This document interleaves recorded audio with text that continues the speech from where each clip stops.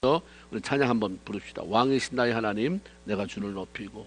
자, 우리 예배 전체를 통해서 하나님의 높임 받고 왕이신 주님이 개별적으로 말씀하시기를 희망하면서 찬양합니다. 왕이신 나의 하나님, 왕이신 나의 하나님, 내가 주를 높이고 영원히 주의 이름을 성취하리. 한 번만 더 찬양합시다. 왕이신 나의 하나님, 왕이신 나의 하나님, 내가 주를 높이고 영원히 주의 이름을 성취하리이다.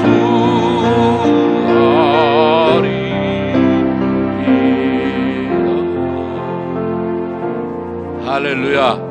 아멘. 아멘.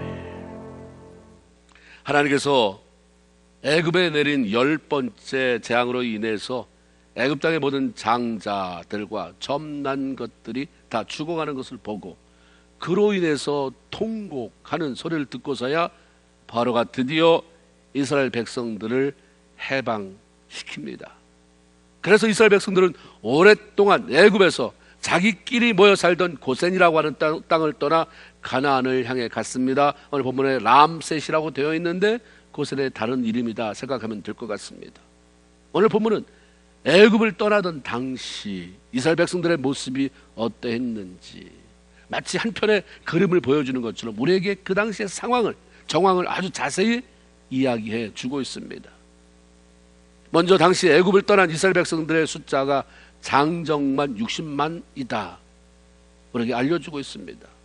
학자들은 여기에 장정이 군대 나갈 만한 나이 20세 정도 이상이라고 말하는데, 장정이 아닌 노약자, 부녀자, 어린아이들을 다 합치면 대략 4배 정도 200만에서 240만 명이 될 것이다 말하기도 합니다.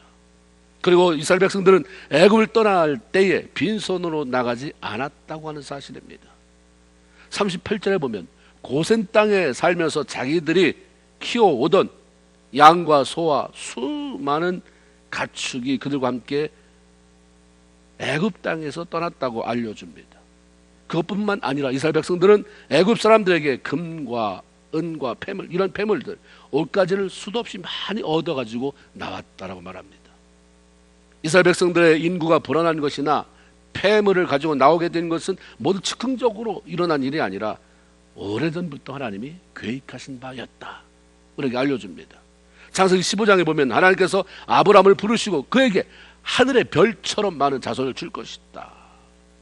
그런데 잠깐 동안, 하나님 보실 때는 잠깐이겠죠. 그들 이방의 객이 된다, 나그네가 된다, 그들 섬긴다, 종이 된다는 얘기죠. 그리고 때가 되면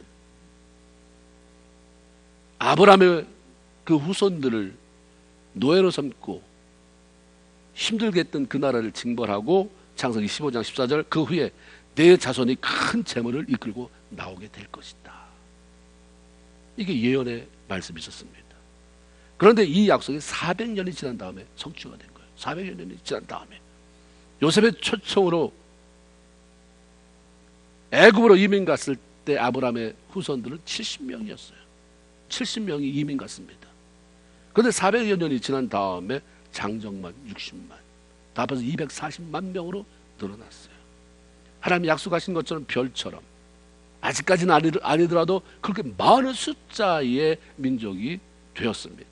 엄청난 재물을 가지고 나온다고 하셨던 그 예언적인 말씀은 애굽 사람들이 이스라엘 백성들에게 은근 폐물을 줌으로 인해서 성취가 됩니다. 하나님은 약속하신 것을 반드시 이루시는 분이에요. 서두르지도 않으시고 뒤로 미루지도 않으시고 그분이 계획하신 바로 그 시간에, 정확한 그 시간에 하나님은 그 일을 분명하게 이루어 놓으시는 분이십니다. 하나님은 아브라함에게 약속하신 것을 지켜야 될 때가 이제 400여 년이 다 지나서 그때가 왔을 때에 이스라엘 백성들을 해방시키기로 하죠.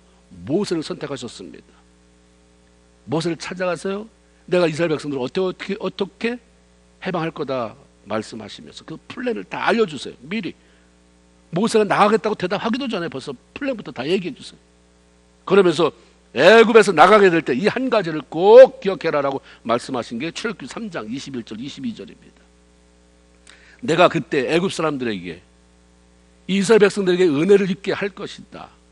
내가 나갈 때 빈손으로 나가지 아니하리니 여인들은 모두 그 이웃 사람과 자기 집에 거류하는 여인에게 은폐물과 금폐물과 의복을 구하여 너희 자녀를 꾸미게 해라.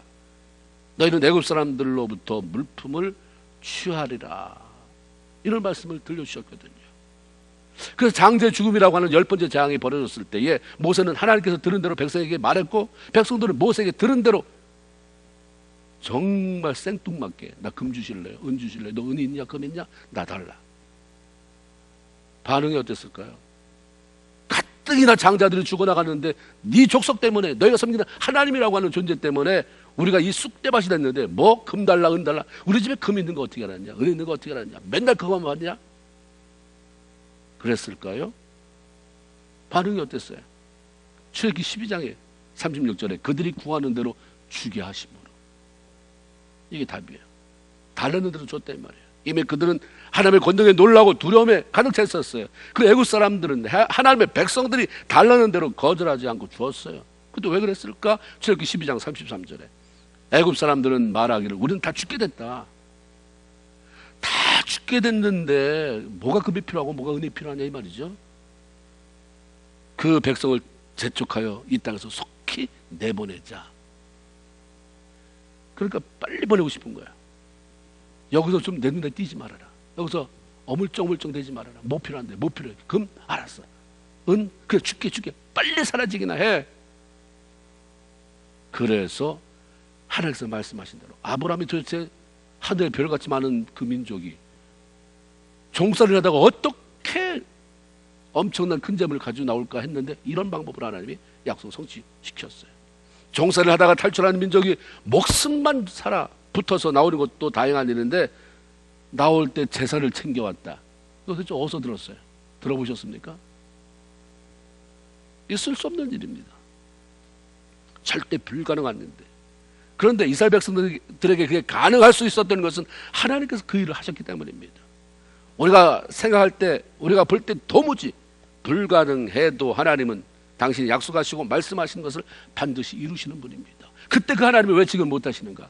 그 하나님은 우리 마음, 우리 머릿속에, 우리 생각 속에, 우리 지식 속에, 우리 경험 속에 가두기 때문에 나보다 큰 하나님이 별로 없어요. 오늘날 예수 믿는 사람이 나보다 큰 하나님이 별로 없단 말이에요. 나보다 커야 크신 하나님이 뭘 할 텐데 다 내 속에서 내가 계산되는 대로 딱 잘라서 집어넣으니까 이건 안 돼, 이건 안 돼, 이건 못해. 그 예수 믿으면서 못하는 하나님을 우리가 섬기고 있으니까 얼마나 짜증이 많이 나와요. 얼마나 신경질 날 일이 많아요. 예수 믿으면서 신경질이 더 많아요. 예수 믿으면서 짜증이 더 많아요. 예수 믿으면서 부서지는 게, 깨지는 게 훨씬 더 많아요. 하나님을 못하게 다 잘라버렸거든. 그래서 내가 편한 대로만 집어넣었는데 그 하나님이 무슨 일을 하겠어요? 다른 사람보다 내가 집어넣은 하나님이 좀 더 크다? 그렇지만 역시 그 하나님도 나한테 갇힌 거예요. 갇혀있기 때문이죠. 하나님이 하나님들에게 그냥 풀어놓으면 하나님이 하세요. 말씀하신 약속을 이루는 데 있어서 하나님은 아주 아무런 문제가 없으신 분입니다. 그분의 말씀을 믿지 못해서 의심하고 조바심되고 서두르고 막 재촉하고 원망하다가 나중에 자기 제풀에 나가 떨어지고 좌절하고 낙심하며 포기하는 네가 문제다 이거죠. 우리가 문제인 것입니다. 저는 이 말씀을 읽어가면서 한 가지 궁금한 게 있었습니다. 이스라엘 백성들이 애굽에서 탈출하면 이제 다 알잖아요. 홍해를 건너고 광야로 들어갔는데, 아니 광야에서 뭐가 필요하다고 금, 은 가지고 가게 하셨을까? 힘들어서 이거 차라리 버리고 갔으면 좋을, 그런 것들을 뭐하러 광야를 지나가는데 가져가게 했을까? 무슨 옷이 필요했을까?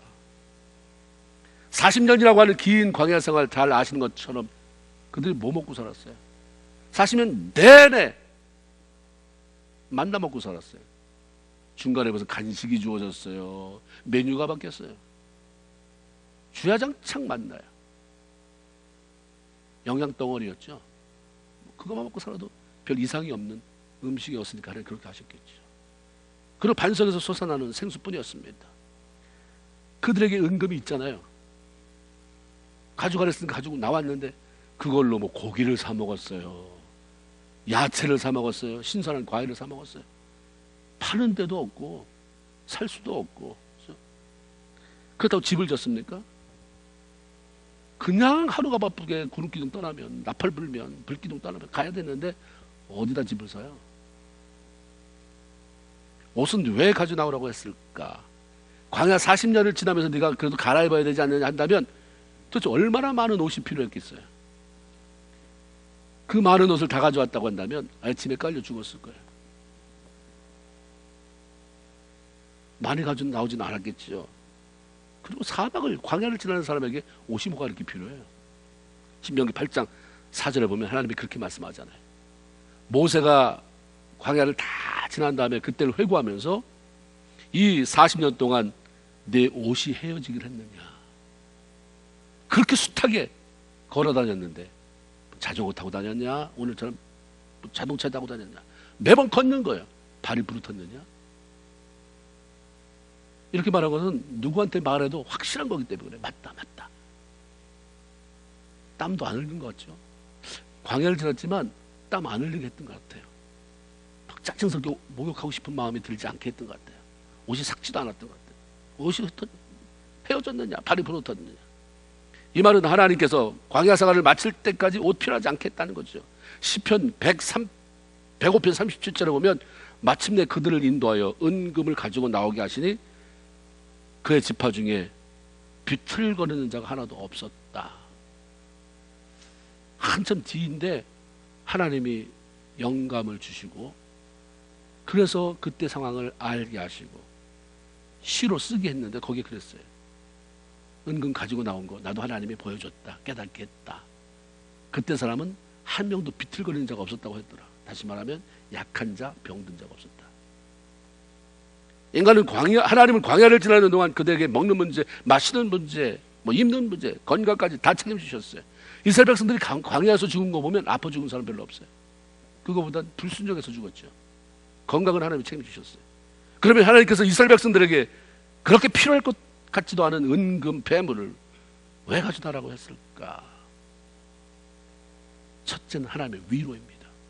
출애굽기 3장 22절에 보면 은 폐물과 금 폐물과 의복을 구하여 너희 자녀를 꾸며라.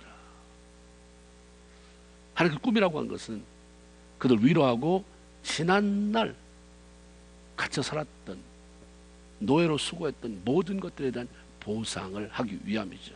아브라함을 선택하셔서 거룩한 나라를 만들려는 계획은 하나님의 일방적인 계획이에요. 하나님 스스로 이 민족을 통해서 그리고 이 민족을 크게 해서 전 세계 하나님의 이름을 알리고 메시아가 오는 통로를 열고 이건 하나님의 계획이거든요. 그를 위해서 요셉을 먼저 애굽으로 보내고 요셉을 초청해서 이민을 가게 하고 거기 거하면서 인구가 커 나가게 하셨고요. 그런 과정 속에서 요셉을 알지 못하는 바로가 나타나서 쓸데없는 그런 걱정, 저 민족이 전쟁 날 때 거기 붙어서 우리 치면 어떻게 되나. 그다음 노동력 필요하고 그러니까 종으로 만들어서 수많은 괴로운 고통 속에 보내게 했습니다. 자기들의 의지와 상관없이 하나님의 계획 때문에 430년 그곳에 머물렀던 이스라엘 백성들이 애굽에서 해방되는 날 하나님은 그들을 위로하고 싶었죠. 꾸미게 하셨어요. 마음을 기쁘게 하고요. 모세는 애굽에서 해방되는 날 이걸 다 경험한 거잖아요. 모세에게 시켜서 모세가 전달했기 때문에 하나님은 그런 마음을 가지고 계신 분이다. 하나님 우리가 생뚱맞게 하나님이 시켜서 한다고 나는 별로 그걸 마음이 없었는데 하나님이 그렇게 해놓으니까, 하나님이 우리 아버지 어머니 다 하나님 앞에 확실하게 이민 갔는데 나는 별로 가고 싶지 않았는데 부모가 간다니까 따라가니까 시간이 지났을 때 하나님 다 그걸 위로하잖아요. 하나님 그런 하나님인 걸 알았어요. 그래서 나중에 시편 90편 15절, 시편 90편이 모세 기도예요. 그 뭐라고 기도하냐면, 우리를 괴롭게 하신 날수대로와 우리가 화를 당한 연수대로 우리를 기쁘게 하소서. 하나님 때문에 힘들었던 시간들 다 그때는 막 화가 나고 그랬는데 지나고 보니까 하나님이 다 위로하셨.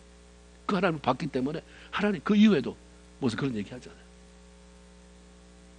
지금 오랜 세월 동안 고통당하며 삶을 살아왔으니 앞으로는 계속해서 주 안에서 기쁨을 누리게 하소서, 기쁨의 날을 지내게 하소서라는 기도입니다. 하나님은 절대로 우리를 억울하게 하시는 분이 아닙니다. 모든 것을 잘 아시고 보상하고 위로하시는 분이에요. 저는 여기 하나님이 왜 너희가 금, 은, 의복으로 꾸며나면 될 텐데 어린아이를 꾸미라고 했냐. 어린아이들에게는 이런 참 억울함이 많겠다. 하나님을 섬긴다고 해도 내 믿음이 아닌데 엄마 믿음 때문에 내가 따라가야 되고, 교회도 가기 싫은데 부모가 믿음이 좋아서 했는데, 그래도 내가 한 게 아닌데 부모를 따라서, 내가 여기 애굽에 온다고 그런 것도 아닌데 선조가 와서 살다 보니까 나도 살아야 되고, 그런데도 벗어나지 않고 그것을 살던 하나님의 뜻을 성취하기 위해서 알든 모르든 해왔던 그 백성을 보상한 것처럼 그 자녀들 하나님이 특별히 기억하시는구나. 그래서 저는 생각이, 자녀들이 좀 제대로 된 애들이라면 원망하면 안 돼요. 부모가 믿음의 사람이라면, 부모가 가부장적으로 억압적으로 막 이거 해 저거 해 그래서 피해의식을 느낀다고 한다면 내가 하나님 앞에 와서 치료받아야 되지만, 하나님이 부모를, 신실한 부모가 하나님 뜻대로 살려고 하는데 나랑 의견이 어긋나고 그랬을 땐 따라야 돼요. 그러다 보면 어느 순간 하나님이 보상했다. 이런 애들을 꾸미라, 애들 기쁘게 좀 해줘라. 그렇죠? 단어 하나가 저는 그게 확 왔어요. 모두를 다 하나님이 기쁘게 해줄 마음이긴 하지만 하나님이 아이들에게 그 입혀라, 꾸며라. 하나님 보상하신 하나님. 그러므로 예수 그리스도를 믿음으로 인해서 오는 힘겨움, 내가 추구하는 일이 잘 안 돼도 기도하면서 했는데, 심는데도 주 앞에 참 봉사하고 하는데, 근데도 안 할 수 없어서 열심히 하는데 왜 안 될까? 기다려보세요. 하나님의 위로하는 날, 보상의 날이 분명히 임할 줄로 믿습니다. 문제는 너무 쉽게 집어 던지는 거예요. 너무 지속적이지 못하고 집어 던지니까 삶이 매번 그 자리에요. 어느 날 마음 먹고 다시 해야지, 그럼 그 자리에 와 있어요. 그러니까 얼마나 답답하겠어요. 다른 사람은 쭉쭉 나가는 것 같은데 나는 5년 후에 다시 정신 차리고 계속 잘 믿어봐야지 하는데 그 자리인데 다른 사람은 앞서가 있고, 그러니까 또 신경질이 나는 거예요. 다른 사람은 3단계 5단계 하는데 나는 1단계니까 내가 이 짓은 하고 있어야 돼. 그러다가 평생 그렇게 살다가 나중에는 한숨으로 인생이 끝날 수밖에 없는 것입니다. 하나님 위로하시는 분이에요. 보상하시는 분이에요. 하나님의 성경 구석구석에 하나님의 성품을 보여주시는데 알았다고 한다면 그 하나님을 바라보고 원망하지 않고 낙심하지 않고 그냥 가는 길 계속해서 주와 동행하는 저와 여러분 모두가 되길 주님의 이름으로 축원을 드립니다. 두 번째는 하나님께서 금, 은, 폐물을 주신 것은 하나님 앞에 드릴 것이 있게 만든 거죠. 이스라엘 백성들이 광야를 지나는 동안 하나님이 저들에게 예배 드리며 하나님 중심으로 살 수 있는 센터가 필요한 걸 아셨죠. 그 지으라고 한 게 뭡니까? 성막이에요. 성막. 성전과 같은 예배처, 성막 지으라고 하셨습니다. 모세에게 굉장히 자세하게 어떤 모양으로, 그리고 그 치수는 얼마가 되고 재질은 뭐로 하고요, 어떤 나무에 거기다 뭘 입히고, 너무 자세하게. 그런데 놀라운 것은 거기에 필요한 재료는 너희가 알아서 가져와라. 지금 장소가 어디입니까? 뉴욕이에요? 서울이에요? 광야예요? 광야예요. 광야에 거기서 농사를 짓기를 해요. 뭐 아무것도 하는 게 없는데 뭘 가지고 나면 가축 같은 거 몰고 가면서 뭐 키웠겠죠. 실이 필요하다, 뽑아 썼으면 됐겠어요. 근데 거기 보면 출애굽기 33장 5절에 너희 소유 중에서 너희는 여호와께 드릴 것을 택하되 마음에 원하는 자는 누구든지 그것을 가져다가 여호와께 드릴지니 곧 금과 은과 놋과, 그 다음에 쭉 이제 실에 대한, 천에 대한 얘기가 나와요. 이스라엘 백성들이 광야를 지났는데 도대체 금이 어디 있어요? 아니 은이 어디 있어요? 놋이 어디 있습니까? 은색줄, 뭐 금색줄 이런 거 다 어디 있어요? 바로 애굽에서 10번째 재앙이 있던 그날 하나님께서 애굽 사람들의 마음을 움직여주신 그 은금 폐물이 있었던 거죠.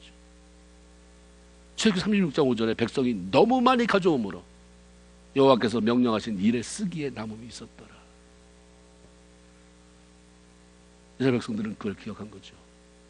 아마 그때 알았을 거예요. 이거 도대체 이게 왜 가나안에 들어가서 뭘 쓰라는 건가? 이걸 광야는 왜 이걸 주셨을까? 했는데 하나님이 그 성막 기가 막힌 하나님의 거처를 지으면서 너희가 가져와라. 그 물목 중에 금이 있고 은이 있고 자기들이 있는 게 있었어요. 아, 이래서구나. 가져 나오는데 얼마나 감격적으로 자원하는 마음으로 가져왔는지 쓰고도 남았어요. 그만 가져도 될 정도로 그렇게 가져 나온 거죠. 하나님께서 광야를 지난 이스라엘 백성들에게 금은 폐물을 주신 이유가 하나님께서 하시는 일에 동참하여 드릴 것이 있도록 하기 위함입니다. 성도들이 광야 같은 이 세상을 살아갈 때 하나님은 그들이 있어야 할 것이 뭔지 안다고 하셨어요. 피를 채워주신다고 말씀하셨습니다. 광야를 지나는 동안 우리에게 은금, 폐물, 재물을 주시는 것은 우리의 피를 위해서가 아니라 피를 하나님 채워주신다잖아요. 하나님의 영광스러운 일에 동참하라고 우리에게 기회를 주시는 것이고 그때에 네가 동참하라고 하나님이 미리 형편을 만들어 주시는 거죠. 우리는 신앙인으로 왜 돈을 벌려고 하는가? 그 돈을 어떻게 쓰고 싶은가? 어떻게 쓰고 있는가? 여러분이 돈을 쓰는 게 뭐 어떻게 쓰든 이 땅에서 끝나는 것이면 의미가 없어요. 이 땅에서 기분 좋게 남 나눠주고 기분 좋게 자선사업하고 근데 하나님하고는 하나도 연결이 되지 않는 자기 생생되는 일. 내가 그렇게 많은 걸 많이 뿌렸는데 가보니까 아무것도 아니에요. 내가 죽음으로써 싹 사라지는 것은 아무 의미가 없어요. 여러분이 어떻게 재물을 써야 되냐면 죽어도 남는. 그때 내가 달러를 가지고 사용했을 뿐인데 천국에는 천국 환전도 가치가 바뀌어져서 하나님도 아시는. 내가 그때 너에게 이 사업을 통해서 앞으로 이 일을 준비시켰는데 네가 그 목적대로 했구나.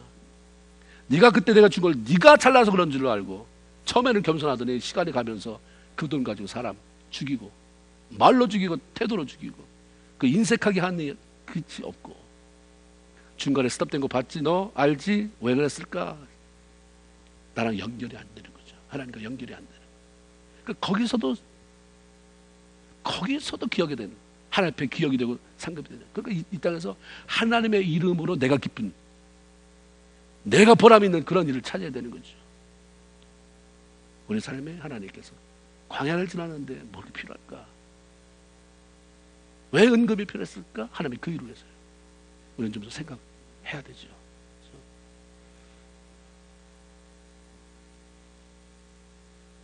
하나님께서 이스라엘 백성들이 애굽에서 나갈 때에 참 여러 가지 짧은 구절 안에 많은 걸 보여주시는데 한 가지 특별한 것은 하나님께서 이스라엘 백성들을 가리켜서 여호와의 군대라고 표현했다는 점입니다. 여기 41절에 보니까 430년이 끝나는 그날에 여호와의 군대가 다 애굽 땅에서 나왔은지 군대가 다 나갔대요. 결국 그게 뭐예요? 이스라엘 백성이었거든요. 이스라엘 백성들은 지난 430년 동안 애굽에서 종살이하기에 급급했던 사람입니다. 종살이하고 집에 와서는 힘들어서 그냥 신음하기 바빴고 여기 좀 쑤신다, 여기 좀 눌러봐라, 저기 좀 주물러봐라. 골아떨어져서 아침에 일 가기에 바쁘고 이랬던 삶을 살지 않았겠어요? 언제 군사훈련을 받았겠어요? 언제 무슨 무기를 비축해 놨겠습니까? 근데 하나님이 군대라고 말해요. 너 군사다. 왜 하나님은 그들을 여호와의 군대라고 부르셨을까 하는 거죠.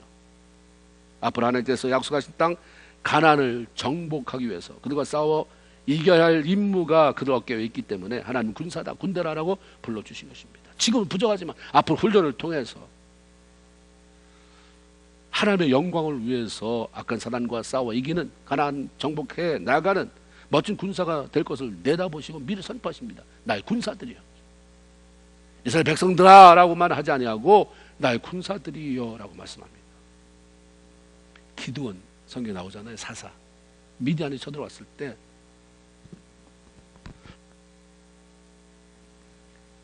그 얼마나 유약했는지, 얼마나 겁이 많았는지 도망쳤어요. 숨었어요. 그리고 그나마 남은 곡식을 다 뺏어가니까 밀, 이걸 탈구해야 되는데 밀 타작기에다 하면은 금방 밀인 줄 알고 곡식인 줄 알고 뺏어갈 것 같으니까 포도즙 틀, 포도즙 내는 데다가 거기다 밀을 집어넣어서 그걸 모르는 채 속여서 그걸 타작하고 있었습니다. 근데 하나님이 천사를 통해 보내서 뭐라고 말합니까? 큰 용사요. 자기한테 큰 용사라고 말하는 거예요. 믿겨지지 않잖아요. 그때 아무것도 없었어요. 근데 하나님이 그 마음을 보셨나 봐요. 중심을 아셨나 봐요. 결국 하나님이 그걸 훈련시키시잖아요. 그리고 정말 큰 용사가 됐어요. 300명이라는 정예부대를 가지고 미디안 군세 아주 완전히 부숴버렸습니다. 하나님은 시몬 베드로에게 반석이라는 이름 주셨어요. 반석 같은 믿음의 사람 아니요. 예수님이 3번이나 부인했던 사람이잖아요. 그런데 주님이 그냥 그렇게 될 거다. 지금은 아니지만 너 반석이다.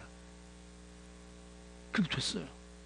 그래서 그렇게 됐습니다. 예수님 돌아가신 이후에 성령 충만함을 받더니 반석 같은 믿음의 소유자가 되어서 초대교회에 놀라운 지도자로서의 그 사명을 감당했습니다. 아직은 아니지만 미래적으로 그렇게 되기를 원하고 그렇게 만들어질 것을 내다보면서 하나님은 미리 그렇게 불러주십니다. 믿음으로 부족하지만 하나님 나에게 어떤 일을 맡길 때, 어떤 분에 넘치는 말씀을 하실 때 아닙니다, 난 절대부터 이상하게 이렇게 고집 부리는 사람이 있어요. 언제 자격되는데? 자격 안 되거든요. 언제 내가 큰 믿음의 사람이 되겠어요? 하나님 도움 없이. 언제 내가 큰 용사가 될 수 있습니까? 언제 내가 군사가 될 수 있어요?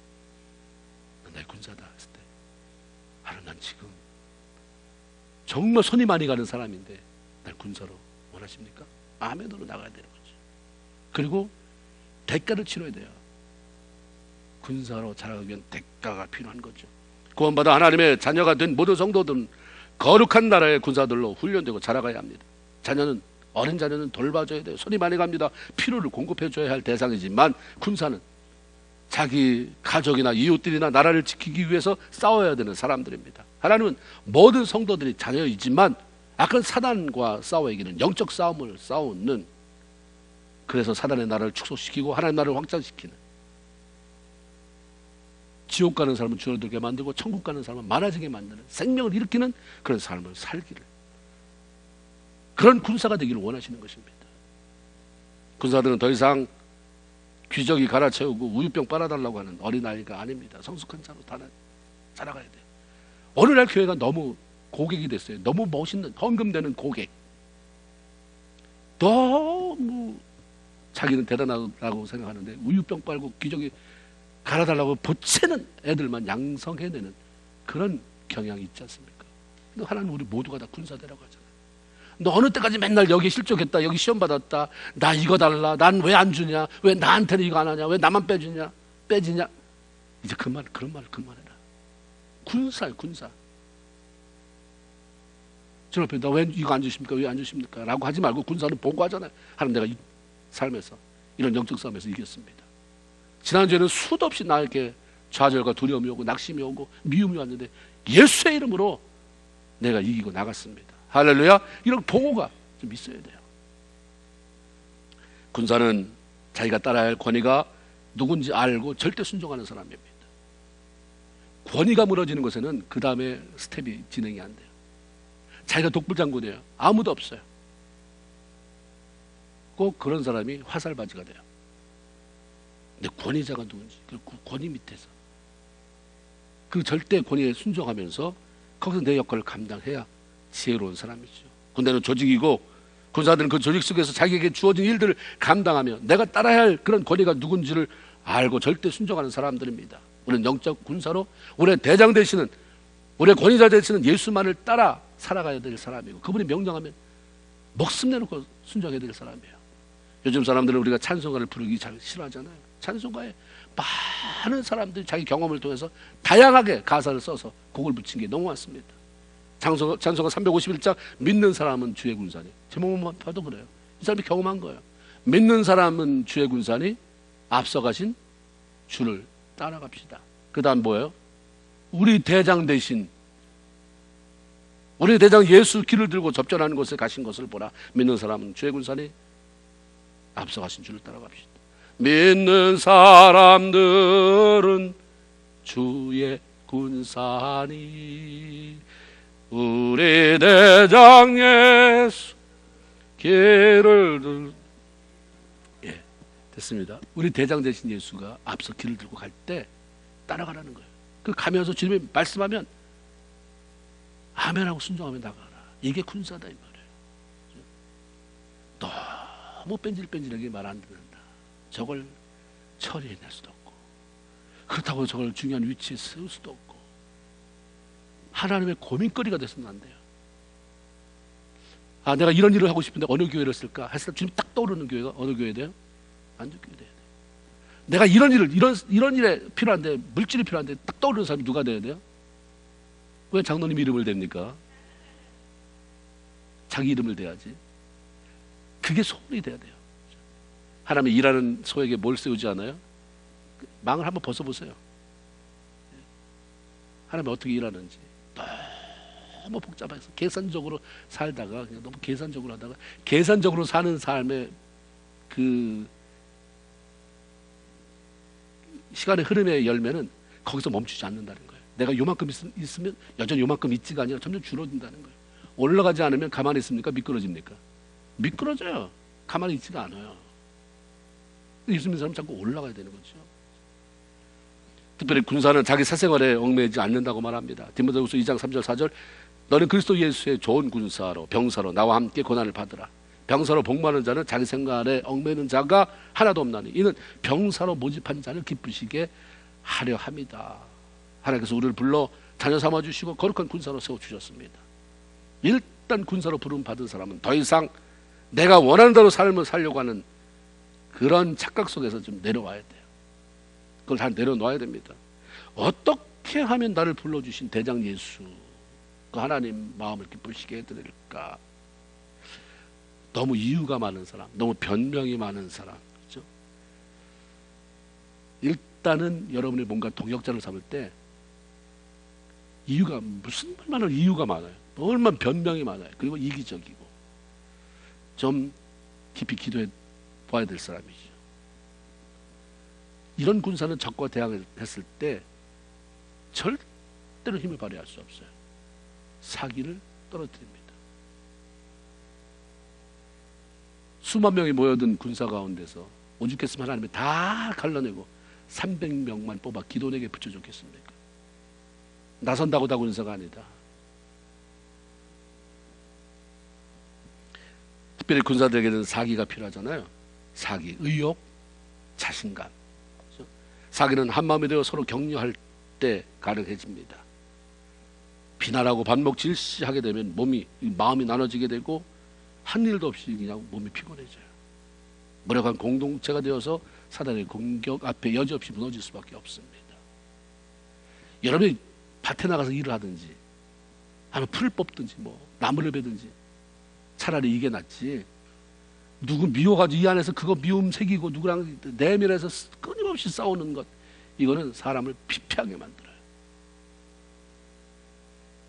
우리 군사들은 영적인 싸움에 목숨을 걸어야지 사람하고 싸우느냐. 더군다나 이상한 거는 교인끼리 싸우는 건 진짜 이상한 거예요.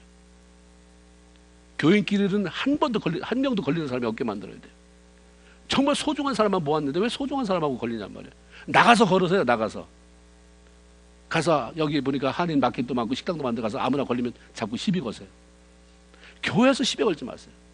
여기는 누구예요? 생명을 같이 나눈, 피를 같이 흘려야 되는 예수의 십자가의 군병들이에요. 아멘입니까? 용기 주고 내가 있는 거 다 나눠줘도 부족한 사람인데 주는 것도 없이 뺏으려고 들지 마세요. 용기. 그렇죠? 여러분 눈빛이 어떤가요? 살피세요. 여러분 말이 어떤지 살피십시오. 이상한 눈빛 보내지 마세요. 이상한 말 흘려보내지 마세요.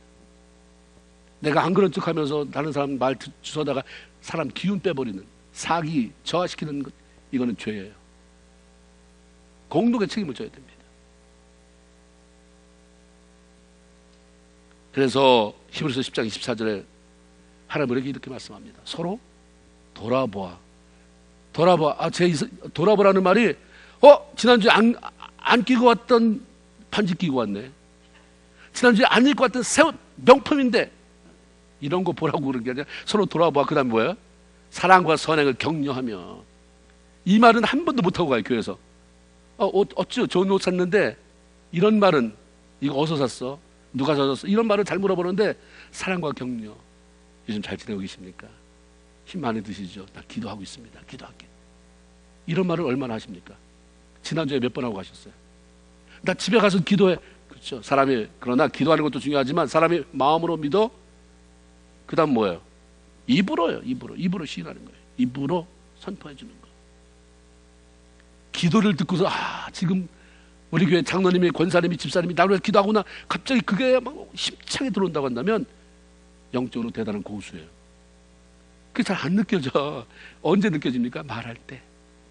그러니까 거짓말 아닌 진심으로 사랑과 선행을 격려하는 게 필요한 거죠. 그럴 때 사기가 올라가요. 힘을 얻게 돼요. 목사님은 필요 없을까요? 세 사람만 필요하다는 건 아니, 이게 도대체 어떻게 된 거예요? 목회는 더 많이 필요해요. 더 많이 격려가 필요하고 더 많이 사기가 필요하죠. 우리 목사님은 무슨 말을 해도 얼굴색 하나 변하고 끔짝없이 앞길 간다. 절대. 거기서 쏟아봐야 뭔 유익이 없으니까 안 하는 거예요. 어디다 쏟아봐요? 새벽마다 와서 주님 앞에 쏟아붓죠. 저 위로를 하는 거지. 그럼에도 불구하고 저도 위로가 필요하고 격려가 필요한 거예요. 저기 보면서 그럼 우리 모두가 다 필요하다. 아름다운 교회는 이거구나. 강한 군사를 키워내는 멋진 군대는 이거구나라는 그런 생각을 하게 되는 거죠. 하나님이 우리 모두를 군사로 불러주셔서 영적 싸움을 싸우며 승리를 맛보게 하시고, 그러면서 하나님 나라를 확장시키고 영광 돌리기를 원하시는데, 저와 여러분이 그렇게 불렀다고 하는, 부름을 받았다고 하는 것에 여러분이 분명한 확신을 가지고 매일 삶 속에서 좀 불편하더라도, 내 마음대로 하고 싶은데 조금 제약되는 게 있더라도 달게 받고 훈련되어져 가며 점점 성장해서 멋진 군사로 자라가고 하나님의 영광을 드러내는 저와 여러분 다 되기를 주님의 이름으로 축원을 드립니다. 아멘. 기도합시다.